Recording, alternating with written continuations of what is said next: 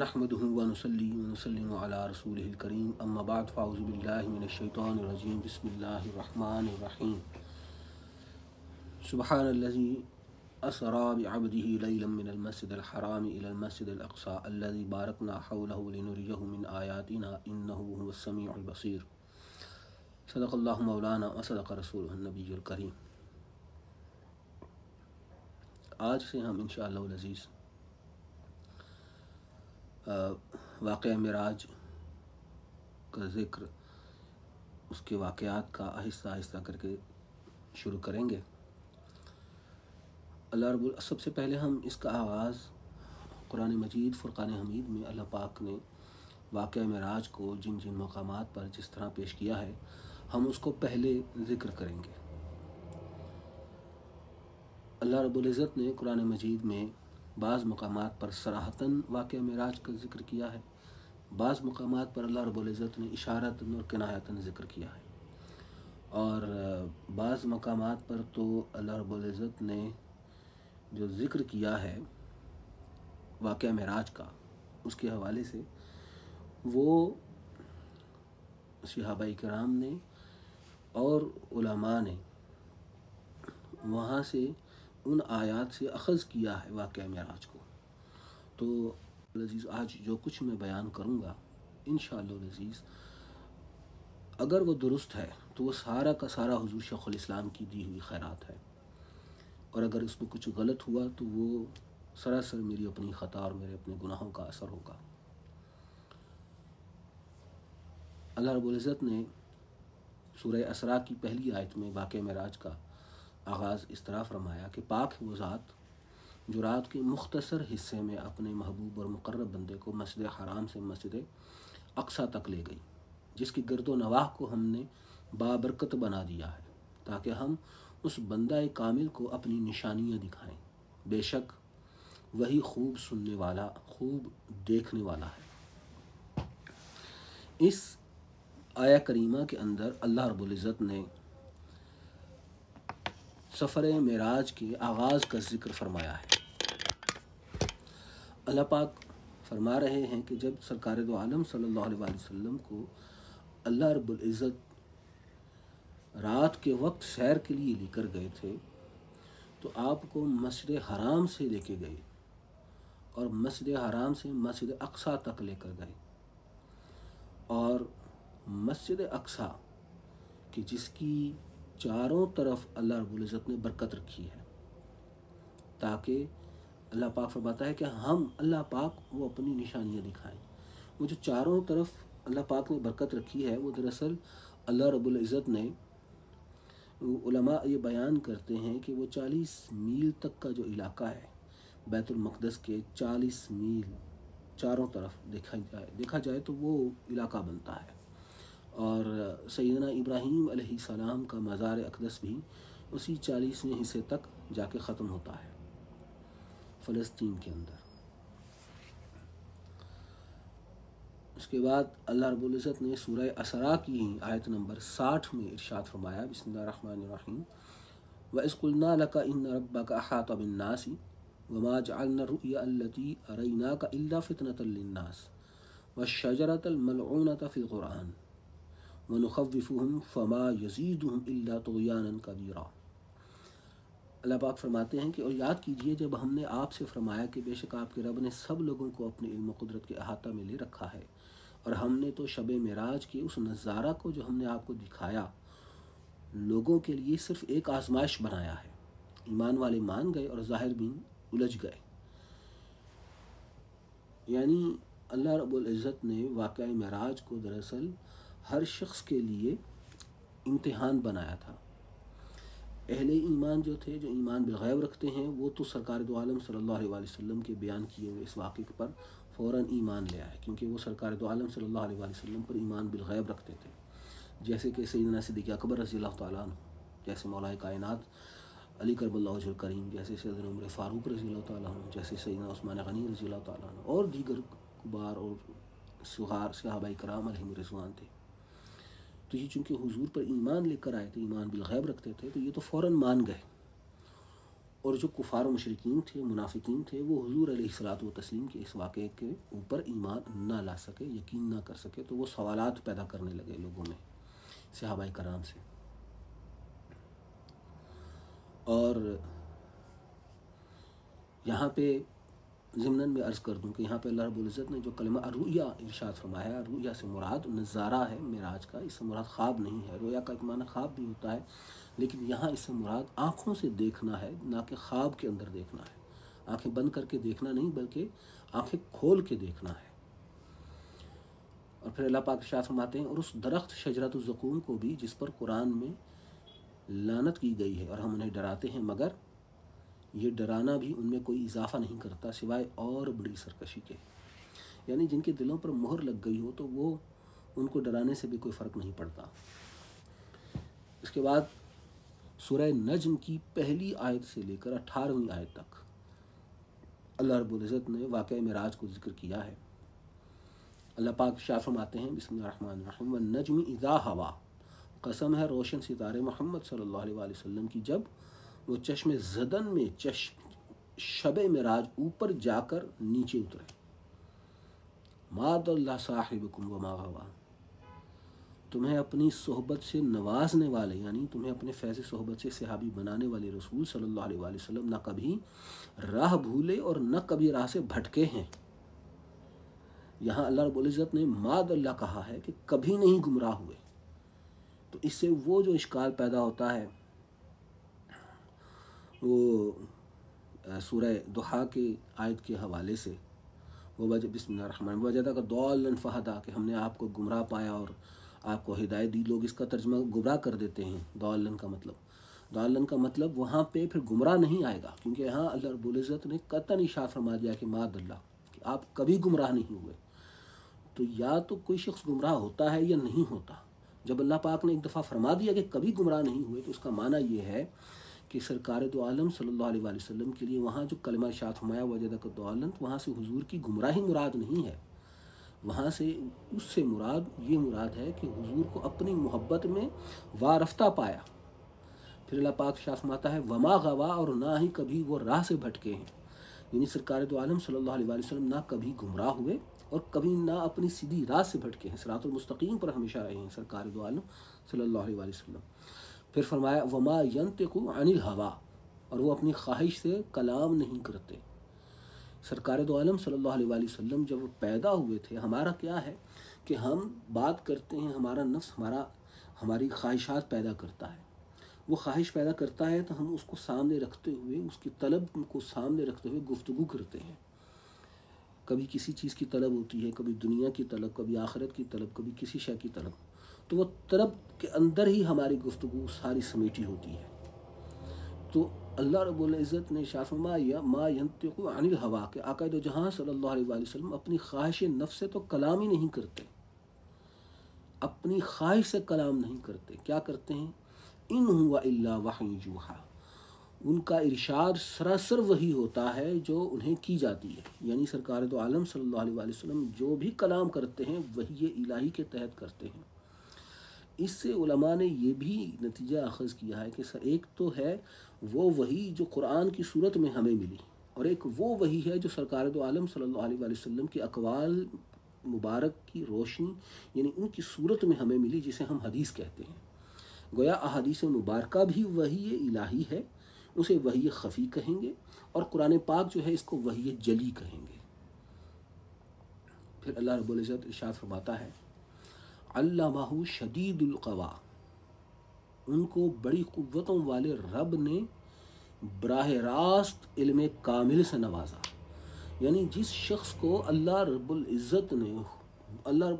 براہ راست سکھا رہا ہو، سکھانے والی ذات اللہ تعالیٰ کی ہو اور سیکھنے والی ذات آقا دو جہاں صلی اللہ علیہ وآلہ وسلم کی ذات ہو، تو اندازہ کیجئے کہ سکھانے والے نے کیا کچھ نہیں سکھایا ہوگا اور سیکھنے والے نے کیا کچھ نہیں سیکھا ہوگا۔ ہم اس کا تصور بھی نہیں کر سکتے۔ جہاں ہمارے تصور کی حد ختم ہوتی ہے، اس سے کہیں آگے جا کے سرکار دو عالم صلی اللہ علیہ وآلہ وسلم کے آپ کے تصورات کی حد شروع ہوتی ہے۔ پھر کہیں جا کے سرکار دو عالم صلی اللہ علیہ وآلہ وسلم کہیں آگے کہیں جہاں سے شروع ہوتی، پھر کہیں جا کے وہ سارا علم سرکار کو ملا ہوتا ہے، اور ہمیں پتہ ہی نہیں ہے کہ سرکار کو کتنا علم، کتنا کہاں سے اور کیا کچھ نہیں پتہ سرکار کو، کتنا علم ہم اس کا احاطہ کر ہی نہیں سکتے، تصور ہی نہیں کر سکتے۔ اتنا کچھ اللہ رب العزت نے آقا دو جہاں صلی اللہ علیہ وآلہ وسلم کو عطا فرما دیا، اتنا علم عطا فرما دیا۔ اب اس کے اندر یہ کہنا کہ سرکار کو لکھنا نہیں آتا تھا، پڑھنا نہیں آتا تھا، یا آقا دو جہاں صلی اللہ علیہ وآلہ وسلم کی ذات اقدس جو تھی وہ پڑھنے لکھنے سے وہ نہیں جانتی تھی، کیونکہ ان کو اللہ رب العزت نے قرآن مجید میں امی بھی کہا ہے، تو یہ سراسر حماقت ہے۔ سرکار کو امی کہنے کا مطلب یہ ہرگز نہیں ہے کہ آپ کا علیہ الصلوۃ والتسلیم کا علم محدود تھا، کہ آپ کو لکھنا پڑھنا نہیں آتا تھا، نہیں۔ اس امی کہنے کا مطلب یہ ہے، بلکہ بڑی واضح بات ہے کہ اس کا مطلب پھر یہ نکلتا ہے، جب سکھانے والا اللہ ہو، سیکھنے والے حضور ہوں، تو امی کا معنی ان پڑھ تو ہرگز نہیں نکل سکتا۔ اس کا معنی پھر یہ نکلتا ہے کہ آقا دو جہاں صلی اللہ علیہ وآلہ وسلم کے پاس سارے علوموں کی اصل تھی، سارے علوم کی اصل تھی، جن سے علوم پھوٹتے ہیں۔ سائنس پھوٹتی ہے، ریاضی پھوٹتی ہے، جس سے اور بہت سارے علوم پھوٹتے ہیں سائنس کے، فزکس، کیمسٹری کی 17 جو اقسام ہیں، فزکس کی 6-7 اقسام ہیں، بایو کی جو 12-15 اقسام بنا دی گئی ہیں، وہ ساری اقسام وہ سارے حضور کے علوم سے نکلی ہیں۔ ریاضی کی بھی آگے 20-25 اقسام انہوں نے بنا لی ہیں۔ تو یہ ساری اقسام آقا دو جہاں صلی اللہ علیہ وآلہ وسلم کے علوم کی خیرات ہیں۔ یقین کیجیے انہی علوم کی خیرات ہیں، انہی علوم سے مسلمان سائنسدانوں نے سیکھا، انہی علوم سے آگے چل کے پھر جدید دور کے سائنسدانوں نے مسلمان سائنسدانوں کی دیے ہوئے علوم سے سیکھا۔ تو یہ سب اسی سرکار کے ہی دیے ہوئے علم کی خیرات ہے۔ پھر اللہ رب العزت ارشاد فرماتا ہے ذو مرۃ فاستویٰ، جو حسن مطلق ہے، پھر اس جلوہ حسن نے اپنے ظہور کا ارادہ فرمایا۔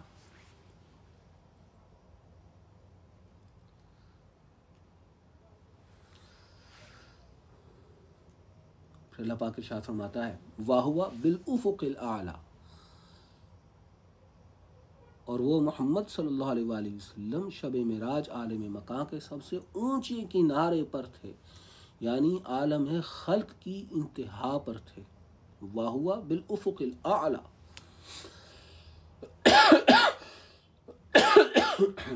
معذرت۔ پھر اللہ پاک ارشاد فرماتا ہے ثم دنا فتدلی، پھر وہ رب العزت اپنے حبیب محمد صلی اللہ علیہ وآلہ وسلم کے قریب ہوا، پھر اور زیادہ قریب ہو گیا۔ یہ معنی امام بخاری نے حضرت انس رضی اللہ عنہ سے الجامع صحیح میں روایت کیا ہے۔ اسے یہی معنی حضرت عبداللہ بن عباس، امام حسن بصری، امام جعفر صادق، محمد بن کعب القرظی، الطبری، ضحاک رضی اللہ عنہم اور دیگر کئی علماء تفسیر کا نے بھی یہی معنی لیا ہے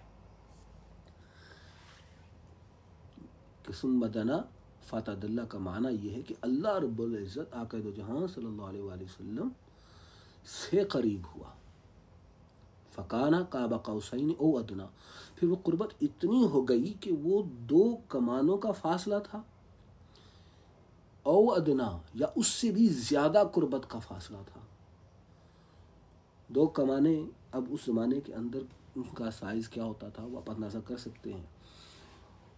اتنا قریب اللہ رب العزت نے مثال دے کے سمجھایا، یا اس سے بھی زیادہ قریب تھا، جیسے گلے لگ جاتے ہیں۔ فَأُوحَىٰ إِلَىٰ عَبْدِهِ مَا أَوْحَىٰ، گلے لگنے کا یہ مطلب نہیں ہے کہ اللہ رب العزت آقا دو جہاں صلی اللہ علیہ وآلہ وسلم کے گلے لگ گئے، مطلب قریب ہو گئے اور قریب ہو گئے، اس کا معنی یہ ہے۔ فَأَوْحَىٰ إِلَىٰ عَبْدِهِ مَا أَوْحَىٰ، پھر اللہ رب العزت نے سرکار دو عالم صلی اللہ علیہ وآلہ وسلم سے وحی فرمائی اپنے بندے سے، پھر وہ جلوہ حق اور حبیب مکرم صلی اللہ علیہ وآلہ وسلم میں صرف 2 کمانوں کی مقدار کا فاصلہ رہ گیا، یا انتہائی قرب میں اس سے بھی کم ہو گیا۔ بس اس خاص مقام قرب و وصال پر اس اللہ نے اپنے عبد محبوب کی طرف وحی فرمائی، جو بھی وحی فرمائی۔ اب وہاں جو گفتگو ہوئی وہ اللہ اور اس کا رسول ہی بہتر جانتا ہے، وہ سب راز کی باتیں، وہ محب اور محبوب کے درمیان، عاشق و معشوق کے درمیان جو گفتگو ہوئی وہ دونوں ہی جانتے ہیں، اس تک رسائی ہر کسی کو نہیں ہے۔ وہ سرکار نے جس کو جتنا بتایا بس اتنا پتا ہے، پھر اللہ رب العزت ارشاد فرماتے ہیں ما کذب الفؤاد ما رأى، اور آپ کے دل نے جو دیکھا وہ ہرگز، آپ کے جو دیکھا آپ نے اسے آپ کے دل نے ہرگز نہیں جھٹلایا۔ حضور شیخ الاسلام اس کو اس طرح بیان فرماتے ہیں، ان کے دل نے اس کے خلاف نہیں جانا جو ان کی آنکھوں نے دیکھا۔ سرکار نے جو اپنی آنکھوں سے دیکھا حضور کے دل نے اس کے خلاف ہرگز نہیں گیا، وہ اس کی تصدیق کرتا رہا۔ پھر اللہ پاک ارشاد فرماتے ہیں افتمارونہ علی ما یری، کیا تم ان سے اس پر جھگڑتے ہو جو انہوں نے دیکھا؟ اب سوال یہ ہے کہ جھگڑا کس بات پر بنتا ہے؟ کیا حضرت جبریل علیہ السلام کو دیکھنے پر جھگڑا بنے گا؟ سیدنا جبریل علیہ السلام تو سرکار دو عالم صلی اللہ علیہ وسلم کے پاس 24,000 مرتبہ تشریف لا چکے، ان کا دیکھنا وہ ایک بڑی عظمت کی بات ہے، کوئی شک نہیں، لیکن وہ جو 24,000 مرتبہ سرکار کے پاس تشریف لا چکے ہوں، کیا شب معراج ان کو دیکھنا معراج ہوگی؟ کیا ان کو دیکھنے پہ کوئی جھگڑا کرے گا؟ کہ اس بات پہ کوئی جھگڑا کرے گا؟ تو وہ ان کو دیکھنے پہ جھگڑا نہیں تھا۔ عند سدرۃ المنتہا، پھر سدرہ منتہا کے قریب انہوں نے دیکھا، سدرۃ المنتہا کے قریب وہ ہو گئے، اور بے شک انہوں نے تو اس جلوہ حق کو دوسری مرتبہ پھر دیکھا۔ تم ایک بار پھر دیکھنے پر ہی جھگڑ رہے ہو، یہ معنی ابن عباس، ابو ذر غفاری، اکرمہ تابعی، حسن بصری التابعی، محمد بن کعب القرظی التابعی، ابو العالیہ الریحی التابعی، عطا بن ابی رباح التابعی، کعب الاحبار التابعی، امام احمد بن حنبل اور امام ابو الحسن اشعری رضی اللہ عنہم اور دیگر ائمہ کے اقوال پر ہے کہ کیا تم ان سے اس پر جھگڑتے ہو کہ جو انہوں نے دیکھا، اور بے شک انہوں نے تو اس جلوہ حق کو دوسری مرتبہ بھی دیکھا، پھر دیکھا، اور تم ایک بار دیکھنے پر جھگڑا کر رہے ہو، یہ والا ترجمہ۔ پھر سدرۃ المنتہا کے قریب، پھر اللہ پاک ارشاد فرماتا ہے عندہا جنت المأویٰ، اور اس کے پاس ہی جنت المأویٰ ہے۔ اذا یغشی السدرۃ ما یغشی ما زاغ البصر وما طغی لقد رأى من آیات ربہ الکبریٰ۔ اللہ پاک فرماتے ہیں کہ جب نور حق کی تجلیات سدرۃ المنتہا کو بھی ڈھانپ لے رہی تھیں، جو کہ اس پر سایہ فگن تھیں، یہ معنی بھی امام حسن بصری رضی اللہ عنہ دیگر ائمہ کے اقوال پر ہے، اور ان کی آنکھ نہ کسی اور طرف مائل ہوئی اور نہ حد سے بڑی، جس کو تکنا تھا اسی پر جمی رہی۔ ما زاغ البصر وما طغی، یعنی جب سیدنا موسیٰ علیہ السلام نے اللہ رب العزت سے درخواست کی تھی کہ ربی ارینی، کہ تو مجھے اپنا آپ دکھا، تو اللہ رب العزت نے ارشاد فرمایا تھا کہ تو نہیں دیکھ سکتا، یا تو نہیں دیکھے گا مجھے۔ اس وقت اللہ رب العزت نے جب اپنی تجلی طور پہاڑ پر ڈالی تھی، اور طور پہاڑ پر تجلی جو ڈالی تھی وہ سوئی کے نکے کے 17ویں حصے کے برابر ڈالی تھی تجلی، اس سے طور پہاڑ سارا ہی سرما بن گیا تھا، جل کر سیاہ ہو گیا۔ اس سے جو عکس نکلا تھا، اس سے سیدنا موسیٰ علیہ السلام اور دیگر جو آپ کے ساتھ آئے ہوئے آپ کے صحابہ تھے، جو دیگر احباب آپ کے ساتھ، دیگر آپ کے دوست آئے ہوئے تھے، انہوں نے جب دیکھا تو وہ تو سارے فوت ہو گئے، اور سیدنا موسیٰ علیہ السلام بے ہوش ہو گئے۔ سیدنا موسیٰ علیہ السلام بے ہوش ہوئے تھے اور دیگر فوت ہو گئے تھے۔ تو سیدنا موسیٰ علیہ السلام جب ہوش میں آئے تو آپ کی دعا سے پھر وہ باقی سارے زندہ ہوئے۔ تو اس تجلی کے عکس کو تو کوئی برداشت نہ کر سکا سمیت سیدنا موسیٰ علیہ السلام کے، اور ادھر آقا دو جہاں صلی اللہ علیہ وآلہ وسلم اپنے سر کی آنکھوں سے اللہ رب العزت کو دیکھ رہے ہیں، اور اللہ پاک ارشاد فرماتا ہے ما زاغ البصر وما طغی، اور ان کی آنکھ نہ کسی اور طرف مائل ہوئی اور نہ حد سے بڑھی، جس کو تکنا تھا اسی پر جمی رہی۔ بے شک انہوں نے معراج کی شب اپنے رب کی بڑی نشانیاں دیکھی۔ اللہ رب العزت کی بارگاہ میں جب سرکار دو عالم صلی اللہ علیہ وآلہ وسلم چلے گئے تو اللہ رب العزت نے جو دکھانا چاہا دکھایا۔ اب یہ کوئی شخص نہیں جانتا کہ اللہ رب العزت نے کیا کیا نشانیاں دکھائیں۔ جو سرکار نے دیکھا، جس کی جتنی استطاعت تھی سرکار نے اس کو اتنا بتا دیا۔ عام لوگوں کی استطاعت مسجد حرام سے مسجد اقصیٰ تک کی تھی، تو سرکار نے ان کو اتنے سفر کے بارے میں بتایا۔ جن کی حد آسمانوں تک کی تھی، سدرۃ المنتہا تک کی تھی، ان کو سرکار نے اس کے بارے میں بتایا، اور جن کو اس سے بھی آگے کی طلب تھی، جن کو اس سے بھی آگے کی تھوڑی آگاہی تھی، سرکار دو عالم صلی اللہ علیہ وآلہ وسلم نے ان کو اس سے بھی آگے کی باتیں بتا دی۔ اور फ़कान क़ाब क़ौसैन औ अदना की फ़अौहा इला अब्दिही मा औहा की जो बातें थीं, वो सरकार दो आलम सल्लल्लाहु अलैहि वसल्लम ने, वो सरकार ने जिसको सरकार ने चाहा बस उसको बताया, और ये किसी को नहीं पता कि सरकार ने बातें किसको बताई और कितनी बताई, किस हद तक बताई। ये अल्लाह जानता है, अल्लाह का रसूल जानता है, जिसको सरकार ने बताया वो जानते हैं, और कोई शख्स नहीं जानता। अच्छा, यहाँ तक तो वाक़या मिराज के हवाले से कुछ सराहतन कुछ इशारतन ज़िक्र हुआ। अब एक और मुकाम पर अल्लाह रब्बुल इज़्ज़त ने जहाँ वाक़या मिराज का ज़िक्र किया है, लेकिन वो उलमा ने अख़ज़ किया है उससे मिराज का वाक़या, यानी वो सराहतन नहीं है, इशारतन नहीं है, उलमा ने अख़ज़ किया है। अब वो है सूरह तीन। सूरह तीन में अल्लाह रब्बुल इज़्ज़त इरशाद फरमाते हैं, व तीनी व ज़ैतून, इंजीर की कसम और ज़ैतून की कसम। तो यहाँ पर इंजीर की कसम से मुराद